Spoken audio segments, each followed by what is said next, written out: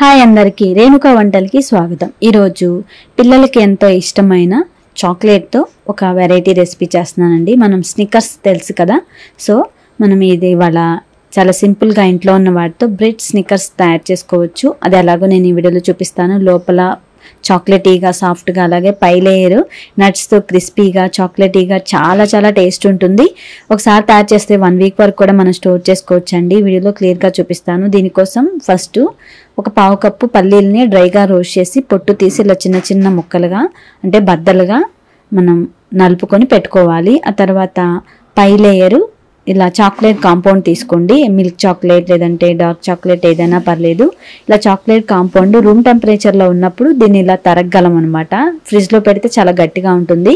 ఇలా సన్నగా తరిగి ఇలా వేడి నీళ్ళ పైన పెట్టి దీన్ని కరిగించుకోవాలి। డైరెక్ట్గా ఫ్లేమ్ పైన చాక్లెట్ పెట్టకూడదండి, ఆవిరికి మాత్రమే కరిగించుకుంటేనే మంచి సిల్కీ టెక్స్చర్లోకి వస్తుంది, అలాగే పర్ఫెక్ట్గా మెల్ట్ అవుతుంది అనమాట।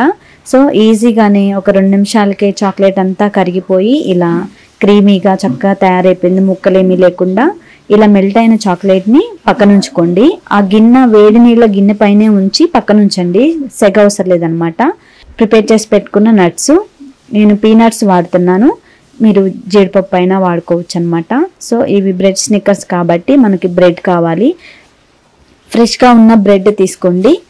అలాగే దీనికి ఎడ్జెస్ ఉంటాయి కదా, ఈ బ్రౌన్గా ఉన్న ఎడ్జ్లన్నీ కట్ చేసేసుకోండి। ఇప్పుడు బ్రెడ్ స్లైసెస్ని ఒక్కొక్క దానిగా ఇలా చపాతీ కర్రతో ఇలా రోల్ చేసుకోండి। ఇలా రోల్ చేసినప్పుడు ఇది కొంచెం సాఫ్ట్గా స్ప్రెడ్ అవుతుంది, అప్పుడు మనకి రోల్ చేసుకోవడానికి ఫ్లెక్సిబుల్గా ఉంటుందన్నమాట। ఇలా బ్రెడ్ ఎప్పుడు ఉంటుందంటే అది ఫ్రెష్గా ఉన్న బ్రెడ్ అయితే మాత్రమే ఇలా ఫ్లెక్సిబుల్గా రోల్ అవుతుందండి। బ్రెడ్ నిల్వ ఉంటే అంటే మనకి ఇది బేక్ అయిన తర్వాత ఎక్కువ డేస్ ఉన్నట్లయితే హార్డ్గా అయిపోయి ఇలా రోల్ చేసిన తర్వాత అది ముక్కలుగా తునిగిపోతుంది। సో కాబట్టి ఫ్రెష్ బ్రెడ్తోనే దీన్ని తయారు చేసుకోండి। దీనిపైన అలాగా ఏదైనా చాక్లెట్ స్ప్రెడ్ ఉంటుంది కదా, దాంతో కొంచెం చాక్లెట్ స్ప్రెడ్ చేసేసుకొని ఈ విధంగా రోల్ చేసి పక్కన ఉంచుకోండి।